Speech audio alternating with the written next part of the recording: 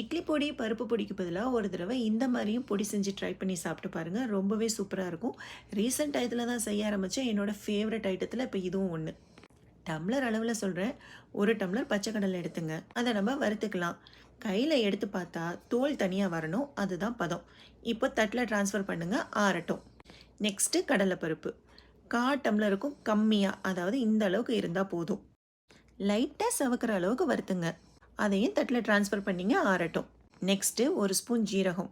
சூடான கடாய்ங்கிறதுனால போட்டதுமே டப்பு டப்புன்னு வெடிக்கும். அது போதும். 1 ஸ்பூன் ஆயில் விடுங்க. 20 காஞ்ச மிளகா, 1 கைப்பிடி கருவேப்பிலை. கருவேப்பிலையை எடுத்தால் டக்குன்னு உடையணும். அந்த பதத்துக்கு வறுத்துங்க. அரை நெல்லிக்காய் சைஸுக்கு புளி. புளியை ஸ்கிப் பண்ண வேணாம். ஏன்னா இந்த பொடிக்கு புளி சேர்த்தா ரொம்பவே சூப்பராக இருக்கும். அதையும் ஆட் பண்ணி வறுத்துக்கலாம். அடுப்பை ஆஃப் பண்ணதும் நான் ஒரு மீடியம் சைஸ் முழு பூண்டை ஆட் பண்ணியிருக்கேன். இப்போ ஜஸ்ட் எல்லாத்தையும் சேர்த்து ஒரு பெரட்டிங்க.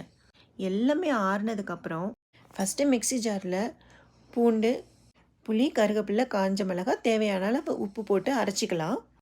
நெக்ஸ்ட்டு நம்ம வறுத்து வச்சுருக்கிற கடலைப்பருப்பு, ஜீரகம் அதையும் நம்ம ஆட் பண்ணிக்கலாம். ரொம்ப ஃபைன் பவுடராலாம் அரைக்க வேண்டாம்.